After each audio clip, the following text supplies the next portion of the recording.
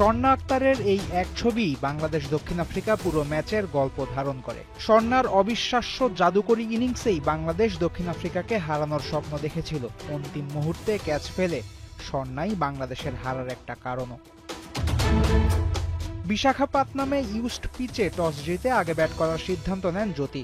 দলের ওপেনাররা রাখেন ক্যাপ্টেনের ভরসা। দেখে শুনে শুরু করে বাংলাদেশ। প্রথম পাওয়ার প্লেতে আসে মাত্র ২৭ রান, কিন্তু যায়নি কোনো উইকেট। ১৭তম ওভারে ৫৩ রানে প্রথম উইকেট হারায় বাংলাদেশ। দ্বিতীয় উইকেটে ২০ আর তৃতীয় উইকেটে হয় ৭৭ রানের পার্টনারশিপ। ৪১তম ওভারে ৩ নম্বর উইকেট হারায় মেয়েরা, কিন্তু তখনও স্কোরবোর্ডে মাত্র ১৫০। ম্যাচের গতি এদিন বদলে দেন স্বর্ণা আক্তার। পিচে আসার পর থেকেই এই তরুণী খেলতে থাকেন সাহসী সব শট। পুরো ইনিংসে যখন গোটা ২-১-৬-এর দেখা পাওয়া যায় না, সেখানে স্বর্ণা একাই মেরেছেন ৩টা ছক্কা, সাথে ছিল ৩-৪। মাত্র ৩৪ বলে বাংলাদেশের ইতিহাসে দ্রুততম 50ও পান স্বর্ণা। শেষ ১০ ওভারে বাংলাদেশ তোলে ৮২ রান, তাতেই স্কোরবোর্ডে ২৩২। বিশ্বকাপে বাংলাদেশের সর্বোচ্চ সংগ্রহ।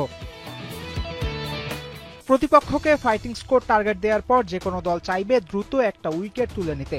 বাংলাদেশ তাই পেয়েছে। ইনিংসের দ্বিতীয় ওভারের প্রথম বলেই ডাগআউটে ফিরেছেন তাসমিন ব্রিটস ০ হতে। দ্বিতীয় উইকেট পেতে বাংলাদেশকে অপেক্ষা করতে হয় বেশ কিছুক্ষণ। ৫৫ রানের জুটি করার পর দলীয় ৫৮ রানে আউট হন লরা উলভার্ট। এরপরই ঝড়ের গতিতে ম্যাচে ফেরে বাংলাদেশ। ৬২, ৬৪ এবং ৭৮ রানে পরের ৩ উইকেট তুলে নেয় টাইগ্রেসরা। ৭৮ রানে ৫ উইকেট হারায় প্রোটিয়ারা। বাংলাদেশই তখন ম্যাচ জেতার সম্ভাবনায় ফেভারিট। কিন্তু লম্বা ব্যাটিং লাইন আপ নিয়ে দক্ষিণ আফ্রিকা কখনোই ম্যাচ থেকে ছিটকে যায়নি। বাংলাদেশও গুরুত্বপূর্ণ সময়ে উইকেট তুলে নিয়ে লেগেছিল দাঁতে দাঁত চেপে।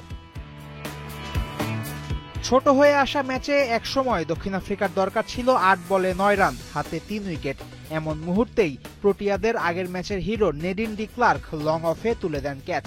স্বপ্নের মতো দিন কাটাতে থাকা স্বর্ণা বাউন্ডারি লাইনে সেই সহজ ক্যাচ ফেলে দেন, সাথে ম্যাচটাও। শেষ ওভারে দক্ষিণ আফ্রিকা জিততে লাগতো ৮ রান। ১-৪ আর ১-৬ কাজ সেরেছেন ডি ক্লার্ক।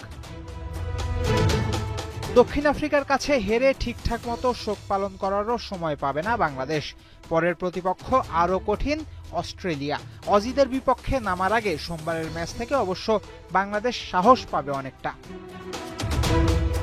ফয়সাল হাবিব, ৭১।